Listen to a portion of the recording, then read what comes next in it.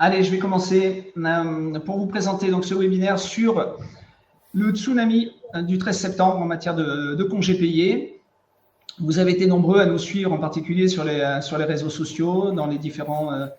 Également, on a publié différents articles sur le sujet. Et en fait, on a décidé d'organiser cette seconde session parce que suite à la première, vous aviez été très nombreux, je crois plus de 940 participants. Et nous avions en fait reçu plusieurs centaines de questions.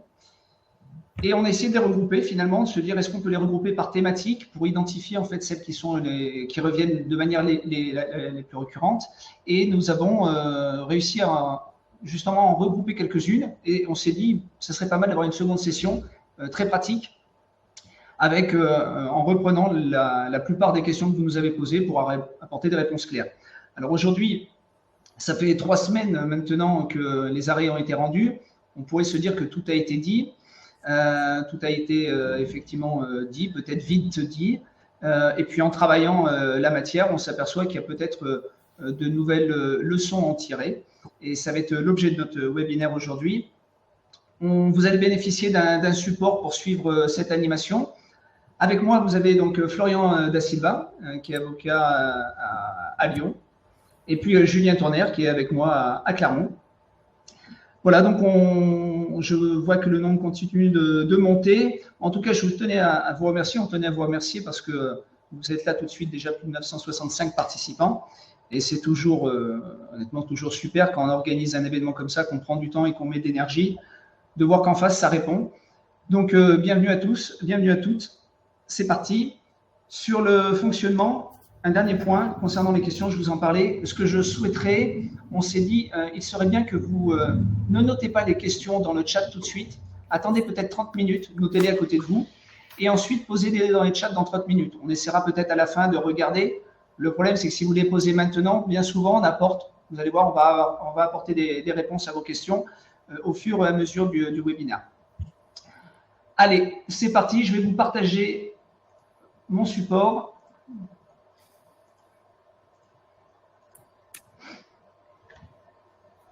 Julien, Flo, on le voit bien? Pour l'instant, rien. C'est bon. C'est bon. Allez, c'est parti.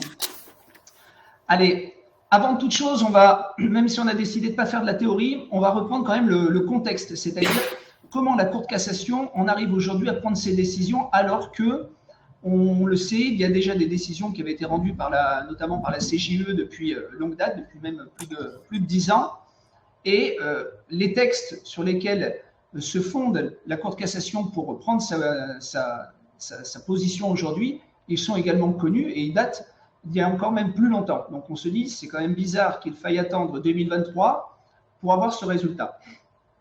Et c'est important de comprendre comment est-ce qu'elle a construit sa jurisprudence, parce que ça nous éclaire aussi sur ce qu'il est possible de faire, de ne pas faire, et également, on le verra tout à la fin, les zones d'ombre qui existent peut-être encore ou d'incompatibilité dans d'autres matières que celle des congés payés.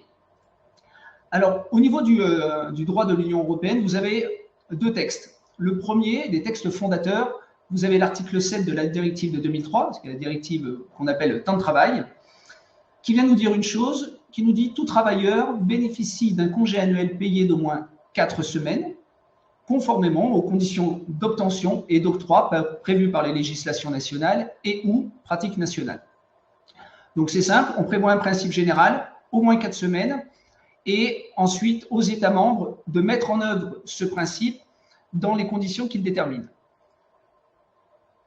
Un deuxième texte fondamental, qui est lui l'article 31, paragraphe 2 de la Charte des droits fondamentaux de l'UE, où là, on nous dit, alors c'est un peu plus laconique, tout travailleur a droit à une période annuelle de congé payé. Point. On en fait ce qu'on en veut, mais c'est un principe qui est édicté. À partir de ces 2 textes, le juge européen, la CJE, va prendre position. Quelles sont ces positions? Ici, tout d'abord, on a un arrêt. Alors, j'ai pris les plus récents, on aurait pu remonter à 2001. Mais vous avez l'arrêt de janvier 2009 en matière de congés payés qui nous dit qu'il n'y a pas de distinction à faire entre les salariés malades et ceux qui travaillent. Vous aviez l'arrêt d'ailleurs Bectou de juin 2001 qui disait la même chose, mais il y en a un, c'était sur l'acquisition et sur les modalités de prise, sur les modalités de prise, et l'autre sur l'acquisition. Mais on était sur cette thématique-là où on ne fait pas de distinction entre les causes de suspension, maladie, on verra, pro, pas pro, et puis les travailleurs. Quand on poursuit sa construction, la CJE, dans l'arrêt Dominguez, qui est un arrêt de 2012, pour rappel, quand même, Dominguez, c'est important, si vous vous en souvenez, c'était un arrêt qui concernait, en fait, c'était une question préjudicielle qui avait été posée à la Cour. Madame Dominguez, qui suite à un accident de trajet, a réclamé des jours de congés payés au titre de cette période. Et la question qui était de savoir, est-ce qu'il est possible que des dispositions ou des pratiques nationales subordonnent l'acquisition de congés payés à un travail effectif minimum de 10 jours ou de 1 mois pendant la période de référence? On y reviendra, vous savez que le droit des congés payés a beaucoup évolué. Et à l'époque, il fallait au moins avoir travaillé 10 jours pendant la période de référence pour commencer à acquérir des congés payés.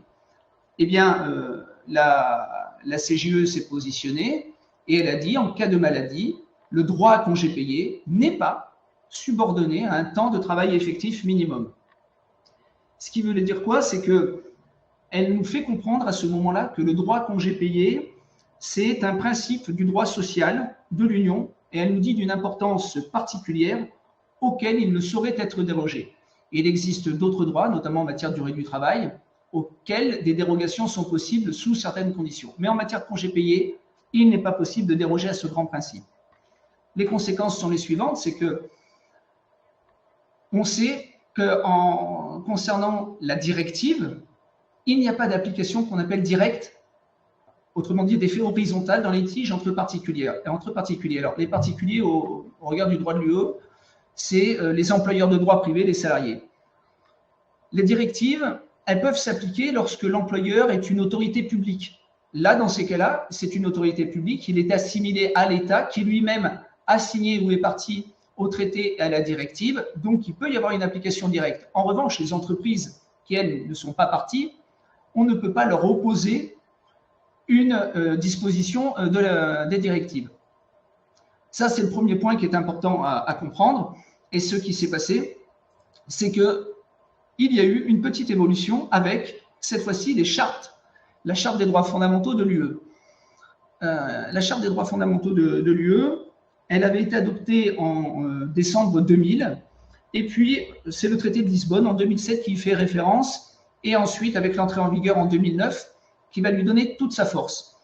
Et d'ailleurs, elle va être saisie d'un litige en 2018, où là, elle va nous dire, la charte, pour elle, consacre un droit fondamental à congé. On n'est plus sur un principe fondamental, on est sur un droit fondamental et ça fait toute une différence. Et elle nous dira, le travailleur doit être informé, précisément et en temps utile, à prendre ses congés au risque lui-même de les perdre. Cet arrêt commence déjà à ouvrir une voie sur la manière dont le droit interne peut être influencé. Et puis, je dirais, le dernier clou qui a été enfoncé, c'est le 22 septembre 2022, où on nous dit, toujours en matière de congé, c'est la grande question, on le verra tout à l'heure, le report ou la perte du droit à congé annuel est possible uniquement si le travailleur concerné a la possibilité d'exercer son droit. Eh bien, ce texte, lui, à la différence de la directive, il est d'application directe. C'est-à-dire qu'il peut être opposé dans un litige entre un employeur, une société de droit, une entreprise de droit privé et ses salariés.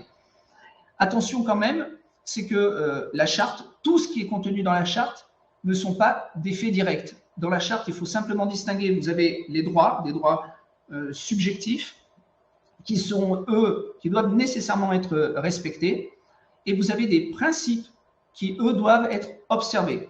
Et les principes, ensuite, ils peuvent être mis en œuvre, soit par le biais d'un acte législatif ou exécutif, mais en tout cas, ils ne donnent pas lieu à un droit immédiat, on va dire à une action positive de la part des institutions de l'Union ou des autorités des États membres. À partir de cette différence-là, la construction, quand le juge français est amené à étudier une sorte de conflit entre le droit de l'Union et le droit interne, il doit d'abord avoir à l'esprit de garantir l'effectivité de la directive. Mais, comme je vous l'ai dit, il ne peut pas opposer ces dispositions-là à un particulier, une entreprise de droit privé et un salarié. Donc, le problème, c'est que dans 90% des cas, en tout cas ce qui nous intéresse, nous, on fait surtout du conseil auprès d'entreprises de droit privé, cette première étape, elle n'est jamais appliquée. On passe, dans ces cas-là, à la deuxième étape. Si la Cour de cassation, autrement dit, n'a pas une personne qui est d'autorité publique, elle va se dire il faut aboutir à une solution conforme à la finalité poursuivie par la directive. C'est ce qu'on appelle, vous avez peut-être entendu parler de l'interprétation conforme de la directive. Donc ça, elle peut se dire à la lumière de la directive, voilà ce qu'il faut appliquer, mais pour autant, elle ne peut pas avoir une position qui soit contraire à la loi.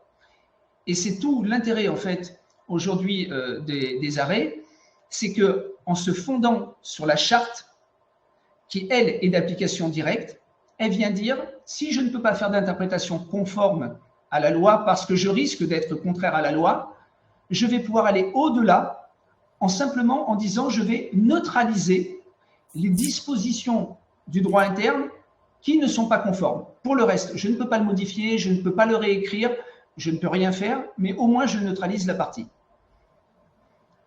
C'est de cette construction-là qui a permis en fait au juge le 13 septembre d'arriver aux solutions que Julien va nous exposer en matière de maladie.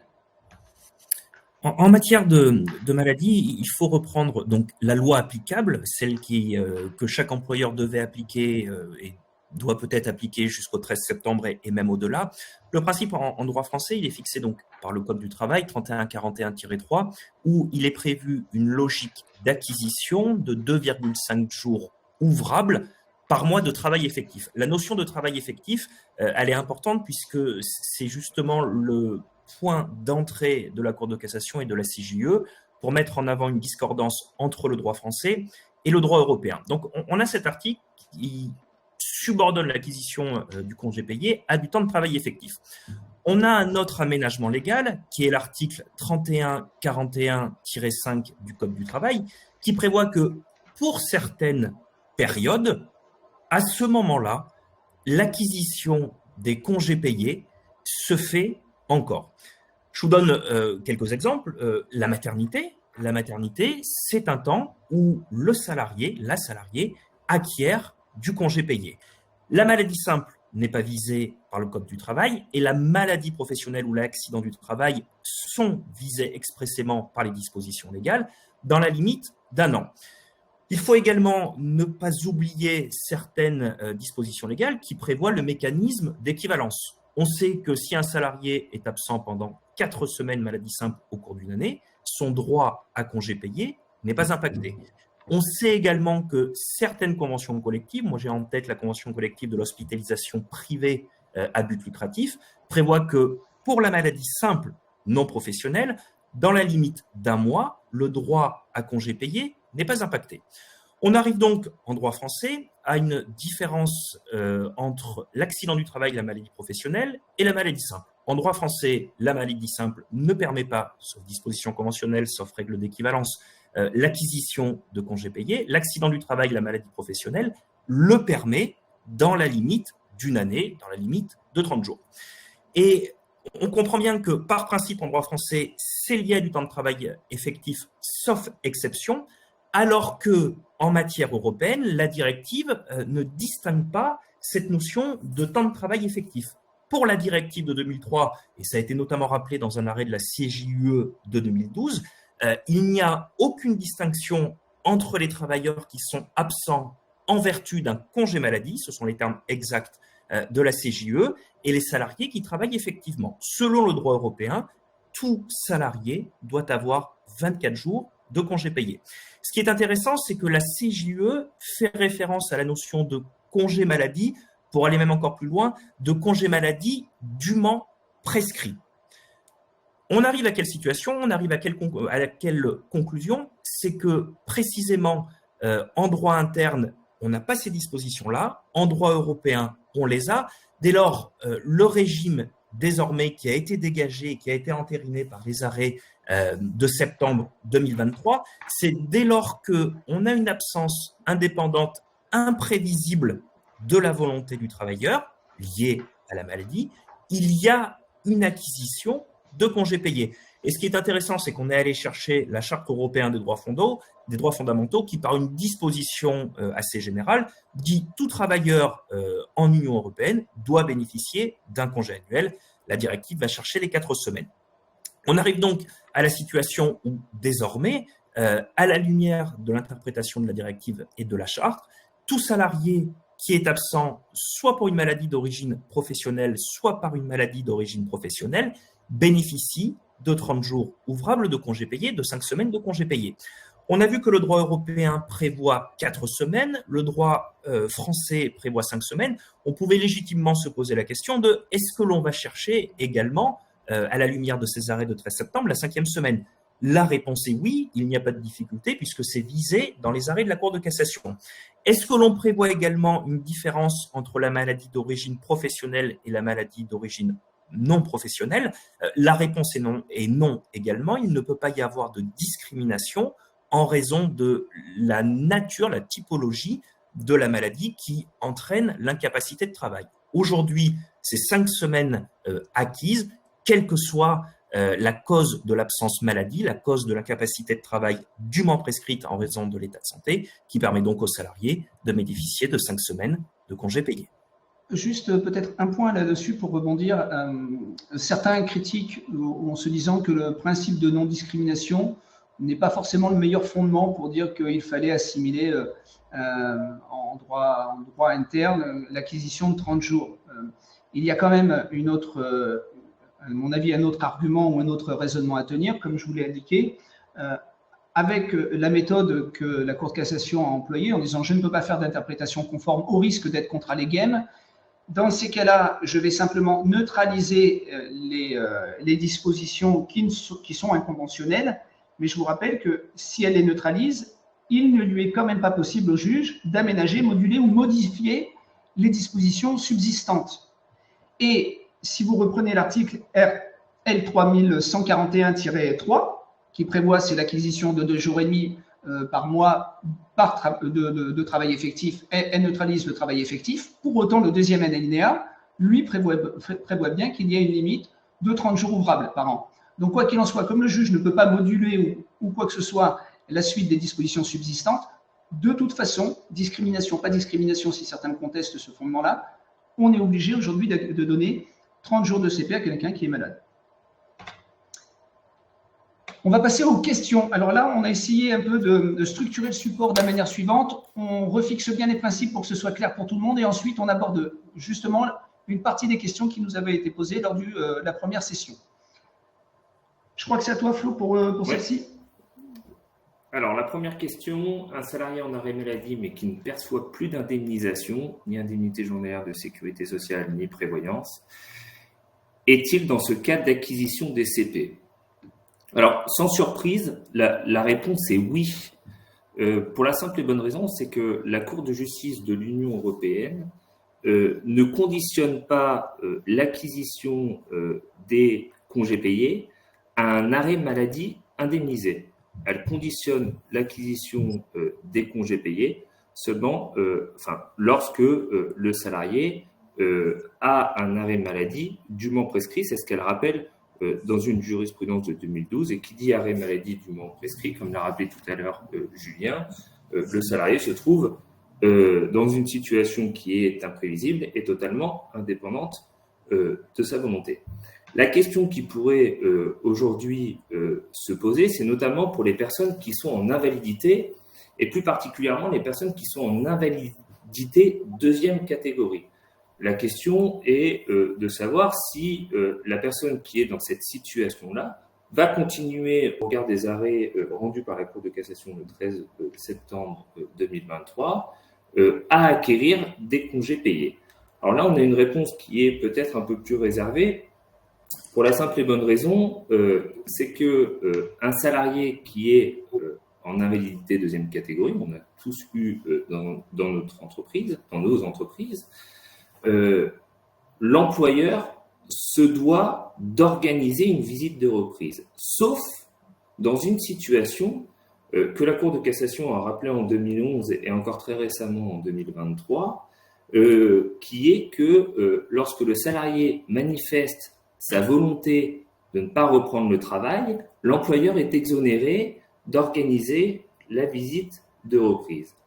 Simplement et seulement sur ce fondement-là, on pourrait soutenir que dans un pareil cas, la situation, la suspension, on va dire, du contrat de travail du salarié du fait de son invalidité est liée à sa volonté, puisqu'il a manifesté sa volonté de ne pas reprendre le travail. Donc, il est dans une situation qu'il ne va pas subir et potentiellement, on pourrait considérer que dans ce cas-là, il ne répond plus aux différentes conditions exposées par la Cour de justice de l'Union européenne sur le salarié qui est en arrêt maladie, qui, je le rappelle, c'est une période d'arrêt de travail qui est indépendante de sa volonté. Le salarié qui manifesterait sa volonté de ne pas reprendre le travail lorsqu'il est en invalidité deuxième catégorie n'est plus dans une situation qu'il subit. Et on pourrait soutenir, alors sous réserve de l'appréciation des juges bien entendu, mais on pourrait soutenir qu'il n'est plus en droit de bénéficier d'une acquisition des congés payés. Ce qui pourrait en revanche être totalement différent si notre salarié en deuxième invalidité continue à produire des arrêts de travail. Là, dans ce cas-là, à notre sens, il devra continuer à acquérir des congés payés. Alors, à partir de quand s'appliquent ces nouvelles règles ? Malheureusement, j'ai envie de dire, malheureusement, la jurisprudence a une portée rétroactive, ce qui signifie que les décisions rendues par la Cour de cassation le 13 septembre 2023 sont applicables immédiatement.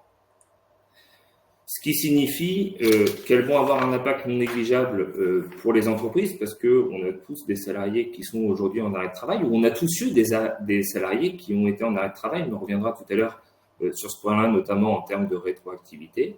Et à ce jour, on a déjà d'ailleurs eu des demandes très rapidement après la parution de ces arrêts de travail. On a eu des demandes sur justement l'acquisition des congés payés pour ces salariés qui sont en arrêt de travail.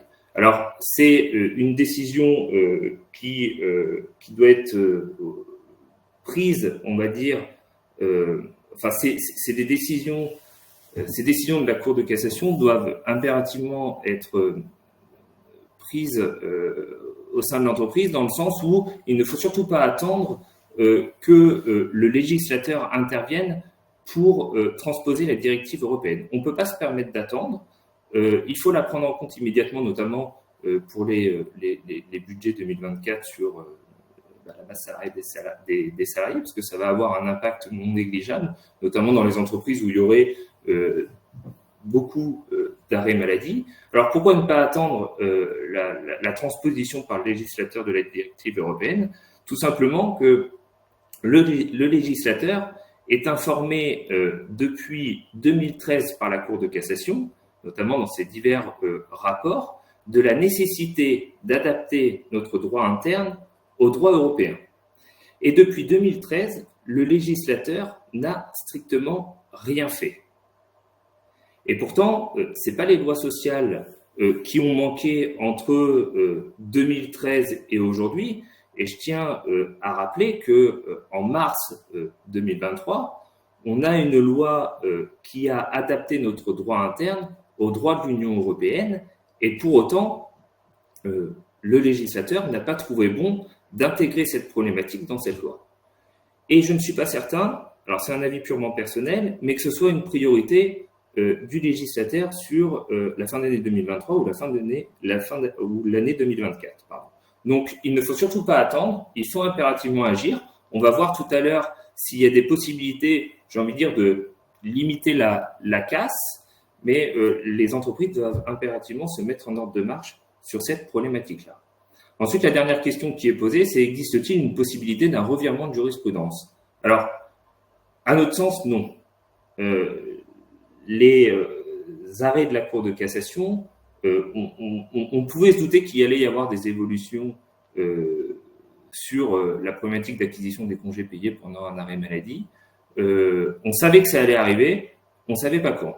Pourquoi on savait que ça allait arriver ? Parce que, comme vous l'a expliqué Jean-Julien depuis tout à l'heure, ça fait depuis 2012 qu'on sait qu'on n'est pas en conformité avec le droit de l'Union européenne.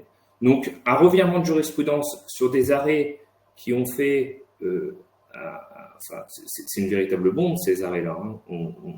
On ne peut pas imaginer la Cour de cassation, dans un délai qui serait restreint ou pas, opérer un revirement de jurisprudence sur ces arrêts-là, qui d'autant plus confère un droit qui, normalement, le salarié est en droit de bénéficier au regard des règles européennes. En revanche, peut-être qu'on risquerait, je dis bien peut-être, d'avoir une résistance de certains tribunaux, alors principalement des conseils de prud'homme, sur cette problématique-là, mais on a du mal à croire que devant une cour d'appel, on ait des décisions qui soient différentes de la position prise aujourd'hui par la Cour de cassation. Oui, et peut-être en complétant, parce que j'avais été interrogé aussi sur les plus petites structures qui auraient du mal à faire face, en particulier sur des demandes de rappel de créances, de salariés qui seraient partis, qui viendraient réclamer, si on décide de ne pas appliquer la jurisprudence. Alors, j'ai essayé d'expliquer, la jurisprudence, c'est pas qu'on veut l'appliquer ou pas l'appliquer, c'est qu'elle est là maintenant. Le risque, il est clair, c'est que la créance, une fois qu'elle sera reconnue par le juge, et une fois qu'elle sera due, l'avocat salarié demandera bien sûr l'exécution sous astreinte, et le cas échéant avec une exécution forcée. Donc, faire la politique de l'autruche en disant non, moi j'estime que c'est pas normal et que c'est même pas de ma faute, ça on y viendra d'ailleurs à la fin sur la responsabilité de l'État éventuellement là-dessus, mais attention, donc aujourd'hui, l'état du droit, qu'il soit législatif, réglementaire ou jurisprudentiel, il est posé, le cadre est posé, il faut maintenant tirer les conséquences. Question 3, sur les congés supplémentaires et repos divers, suivent-ils le même sort? On nous demande congés d'ancienneté, RTT, JNT, etc. Alors, sur les congés conventionnels de congés payés, vous savez que ça arrive, les conventions collectives peuvent prévoir des droits supplémentaires. La Cour de cassation, en plus, l'a positionné clairement. Oui, ils suivent les mêmes régimes. Quelqu'un qui est en arrêt pour maladie acquiert-il des droits à congés payés? On sait qu'il n'y a plus de notion de travail effectif qui doit être, qui conditionne l'acquisition de ce droit. Et tous les droits qui ont la même origine, notamment et qui seraient aussi d'origine conventionnelle, qu'ils soient légaux ou conventionnels, suivent le même sort.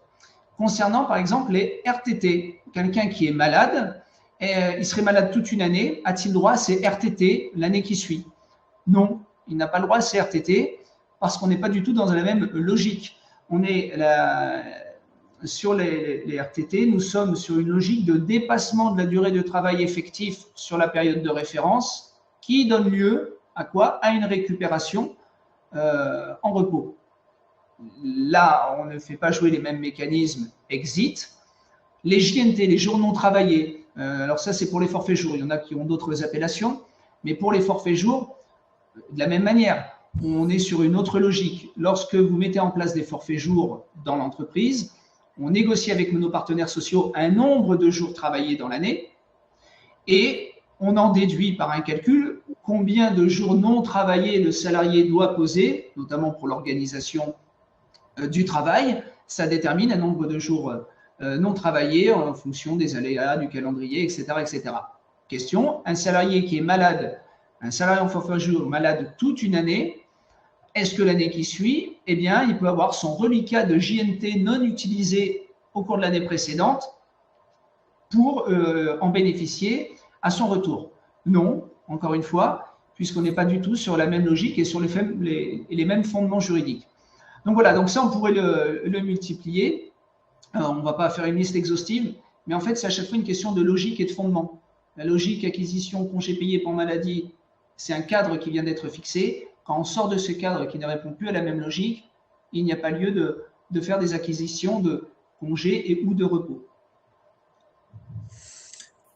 En lien avec la question précédente, on a une question qui est revenue régulièrement la question.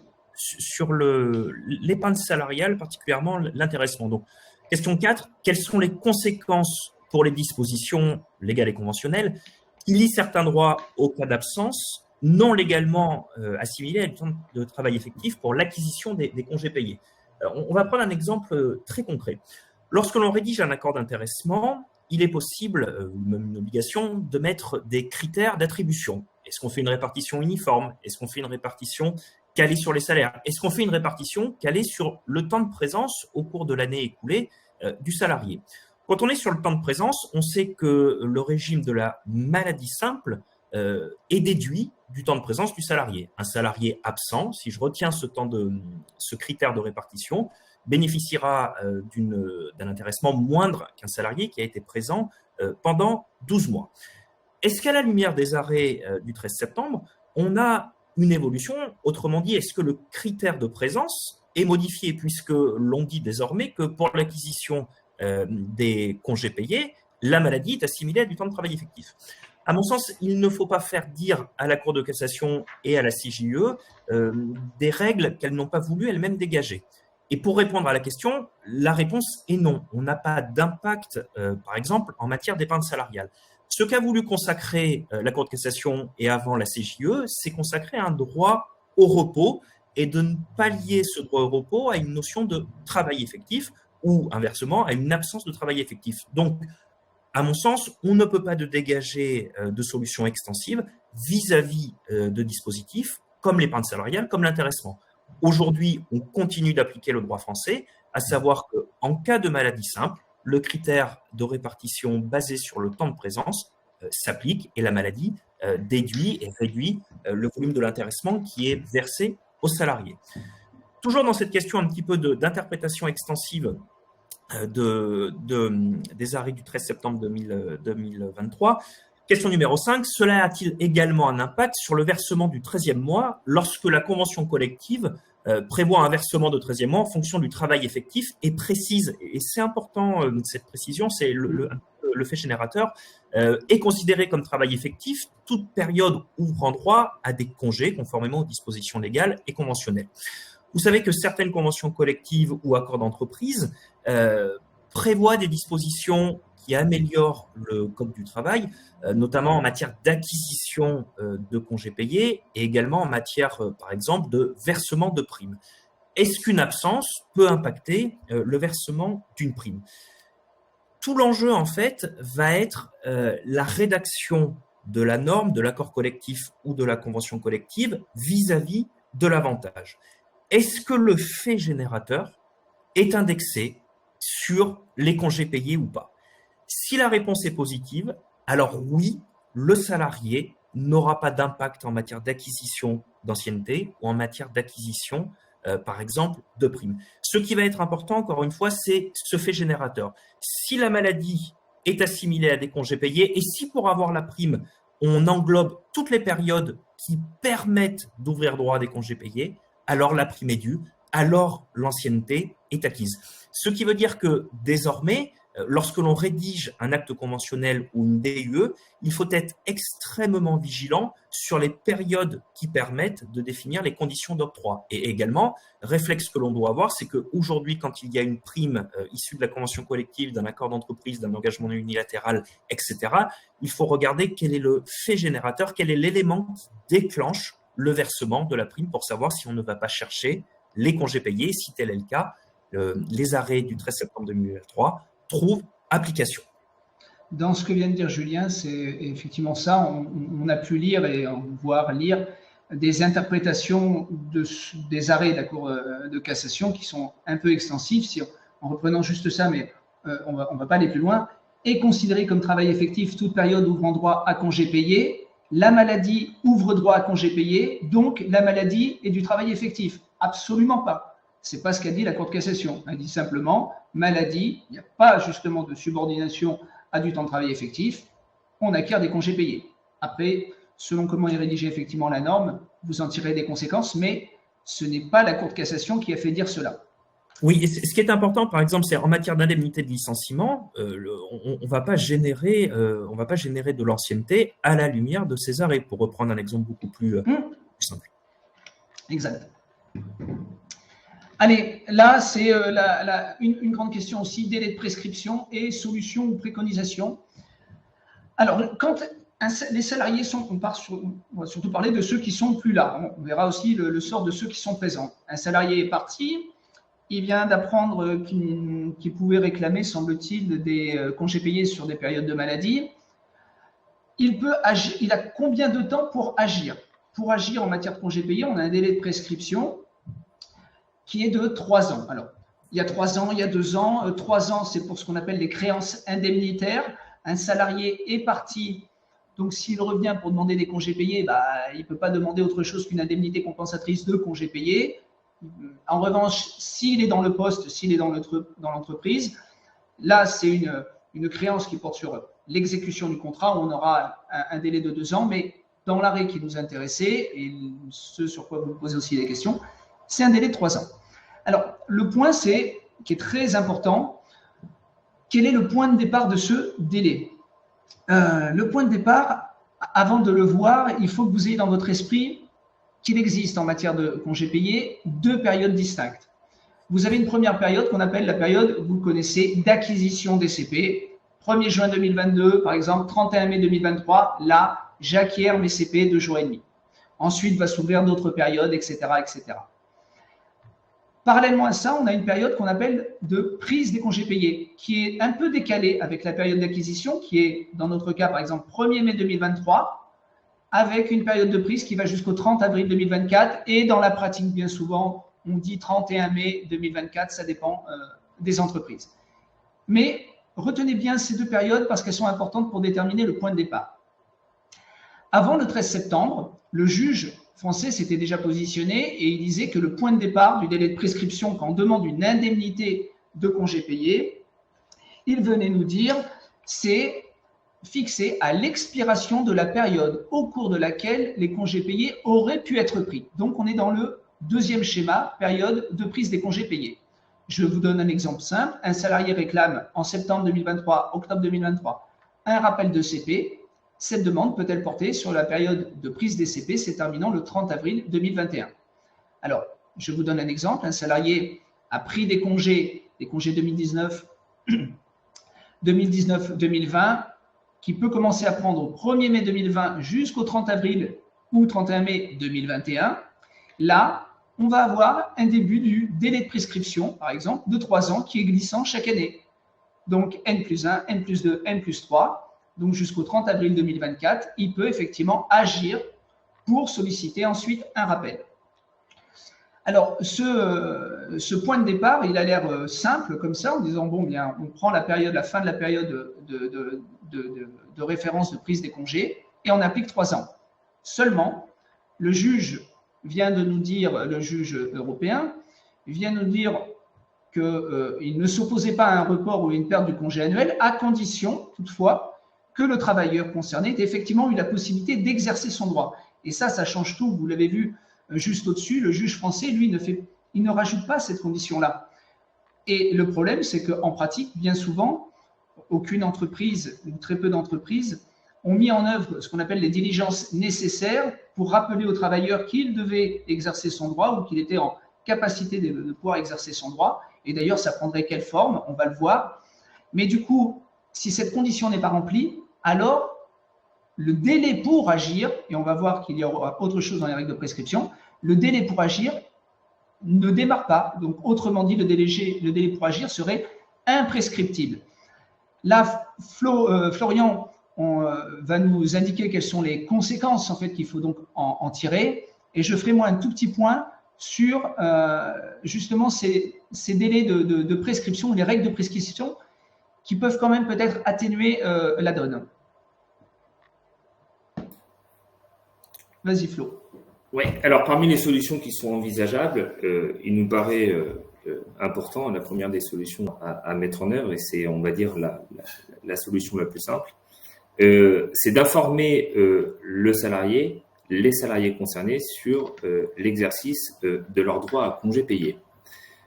Pourquoi cette information? Parce que, comme l'a rappelé tout à l'heure Jean-Julien, dès lors qu'on a fait cette information, dès lors qu'on a accompli les diligences légales en matière de congés payés, de prise des congés payés pour les salariés, le point de départ du délai de prescription va pouvoir commencer à courir.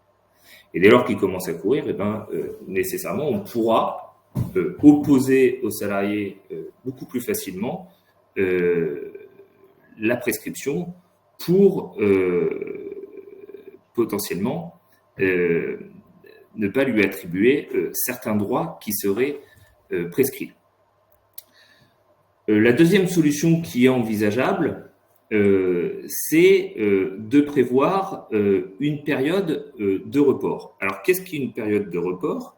On va limiter la période de report, c'est-à-dire qu'à l'issue de cette période de report, le salarié va perdre ses droits à congés payés. Toutefois, et la jurisprudence européenne l'a rappelé, ça ne fonctionne que si l'employeur a mis en capacité le salarié d'exercer son droit ACP en temps utile, son droit à congé payé en temps utile. La question qui se pose sur la possibilité de prévoir une période de report, c'est comment moi, au sein de mon entreprise, je peux prévoir une période de report. Est-ce que la jurisprudence de l'Union européenne l'admet? La réponse est oui. On a divers arrêts de la Cour de justice de l'Union européenne qui donne la possibilité aux États membres ou aux conventions collectives de prévoir une période de report. Il y a un arrêt qui a été rendu en 2011 et qui concerne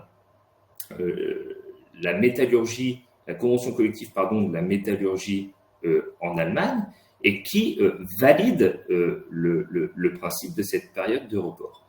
La question qui se pose, c'est est-ce que pour prévoir par voie d'accord collectif, par exemple, une période de report, limiter le report des congés payés, le droit français doit permettre aux entreprises de négocier sur ce point-là. Dans l'arrêt que je vous ai cité qui concerne la convention collective de la métallurgie en Allemagne, le droit allemand prévoyait la possibilité de négocier sur ce point-là, ce qui n'est absolument pas le cas en droit interne. Donc, on peut avoir deux raisonnements. Le premier, c'est de dire est-ce que le champ de la négociation collective, vous savez aujourd'hui que dans le Code du travail, l'architecture permet de voir ce qui est d'ordre public, de voir ce qui relève du champ de la négociation collective et ensuite les dispositions supplétives. Est-ce qu'on peut passer par voie d'accord collectif pour prévoir une période de report alors que les dispositions relevant du champ de la négociation collective dans notre Code du travail ne le prévoit pas? Aujourd'hui, on n'a pas la réponse. Mais on doit en tirer comme conséquence que si aujourd'hui on négocie un accord collectif qui prévoit une période de report, il faut garder à l'esprit que potentiellement cet accord pourrait être mis en cause au motif que les dispositions relatives au champ de la négociation collective ne le prévoient pas. Ensuite, il y a une autre solution qui consisterait à dire que dans la mesure où ce n'est pas interdit, il serait parfaitement possible de le faire.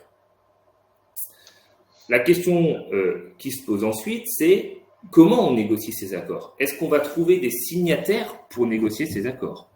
Alors, on peut en discuter assez longuement. Hein. On aura une question sur ça, Flo. Je propose peut-être qu'on verra à la question juste après. Pour éviter de déborder, qu'on termine bien au moins sur les solutions. Il n'y a pas de souci. Ouais. Je te laisse reprendre la main. Ouais. Hop. Juste pour terminer sur les trois possibilités, il existe aussi, si on se situe dans une situation de contentieux, il y aura des arguments quand même à faire valoir sur les règles de prescription. Tout à l'heure, je vous ai parlé. Vous avez le délai de prescription.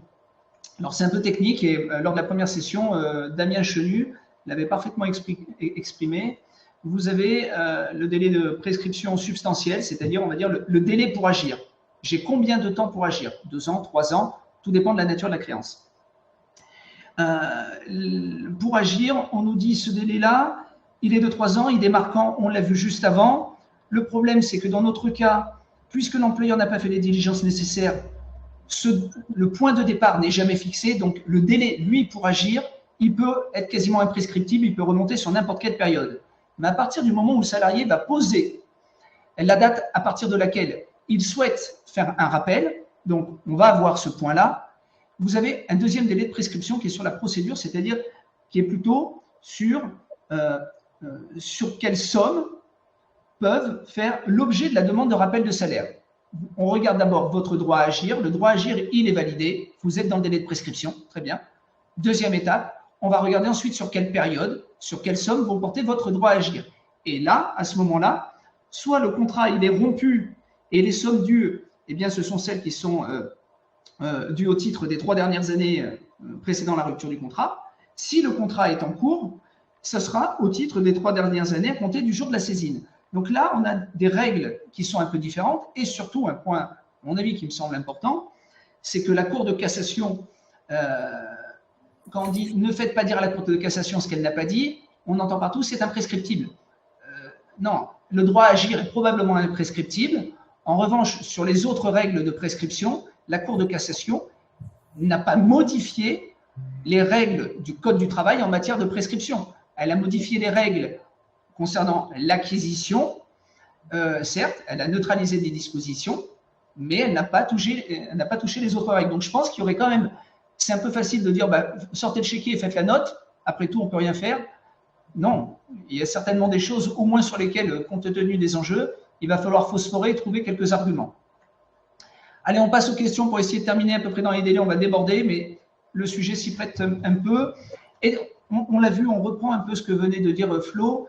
Est-ce qu'il est possible de limiter par accord d'entreprise ou de manière unilatérale ? Je crois que l'idée a été assez clairement exprimée. Et surtout, on a une question pour vas-y, complète. Ouais. Pardon, juste pour préciser, par voie unilatérale, ça nous paraît impossible. Par contre, par voie d'accord, c'est ce que je disais tout à l'heure.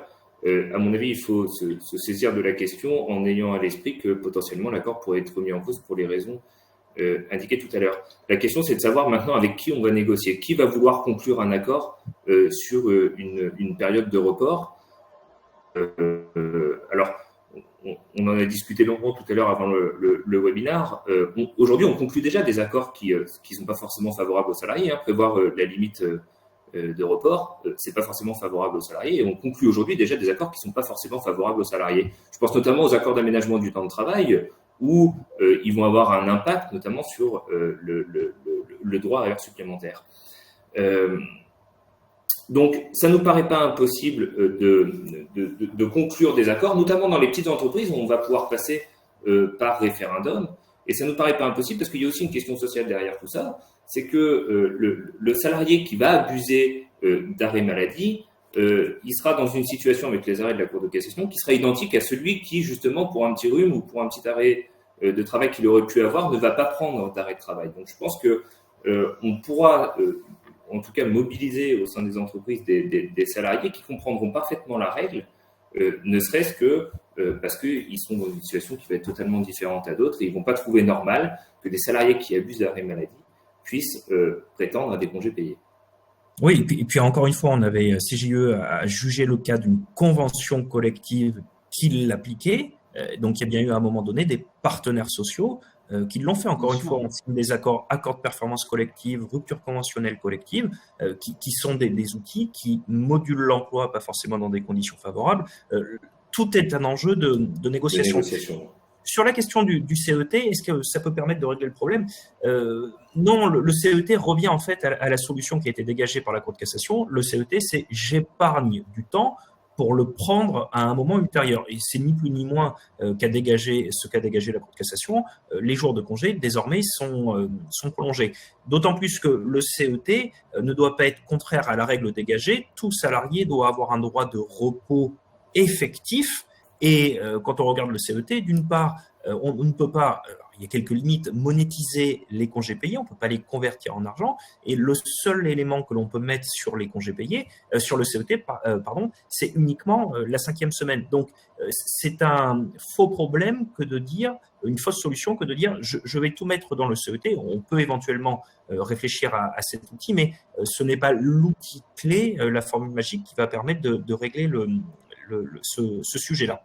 Et la valorisation des droits, à mon avis, ne sera pas la même. Quand on met quelques jours, aujourd'hui je mets des jours dans mon CET, dans 15 ans ma rémunération augmente, je prends ces jours-là, le coût pour l'entreprise est évidemment pas le même. Alors, est-ce que autre solution, si le CET ça ne marche pas, est-ce qu'on ne pourrait pas payer dans ces cas-là les congés ? Là sur ça, tant le Code du travail que les juridictions européennes balayent cette possibilité. Il n'est pas possible, hormis lors de la rupture du contrat de travail, de payer des congés payés. Et ici, je ne dis pas de bêtises, la Cour de cassation s'est même positionnée en disant mais même si on paye les congés payés, le salarié est en droit de faire valoir un préjudice pour la non-prise effective des congés payés, ce qui pourrait revenir, je vais faire un raccourci, à payer 2 fois les congés payés. Donc, c'est une solution, à mon sens, à bannir. Juste un point, juste avant de clôturer, mais comme on est là-dessus, une réflexion comme ça qui n'est pas nécessairement aboutie, mais quand on rédige l'accord d'entreprise sur le report ou la perte, je ne suis pas certain qu'on soit dans l'ordre public, parce que ce n'est pas nécessairement remettre en cause le principe d'acquisition et le nombre de jours d'acquisition de CP. On est plutôt qu'une fois que le compteur est crédité, ce compteur et le maintien de son compteur, combien de temps il perdure. Et je pense qu'il faudrait plutôt être habile dans la rédaction de l'accord pour essayer d'être hors du champ de l'ordre public et produire les effets qu'on recherche. Allez, question 2. Il nous reste 2 questions, la 2 et la 3, et on aura terminé. Alors, le législateur aura-t-il la possibilité de limiter l'acquisition des congés payés en AT-MP? Alors que c'est une question qui nous a été posée, mais la question se pose que ce soit pour AT-MP ou pour maladie non professionnelle, pardon. La Cour de justice de l'Union européenne, en 2011, lorsqu'elle a dû se prononcer sur la problématique de la limite du report des congés payés, est venue préciser que des dispositions pouvaient protéger l'employeur d'un risque de cumul trop important de période d'absence du travailleur et des difficultés que celle-ci pourrait impliquer sur l'organisation du travail. Ce qui démontre bien qu'il y a des possibilités pour éviter, et comme on a pu le voir tout à l'heure dans les différentes questions qui ont été posées dans le chat, qu'un salarié qui soit en arrêt de travail pendant 3 ans acquiert 15 semaines de congés payés, puisque dans ce cas-là, la finalité du congé payé n'aura plus vraiment de...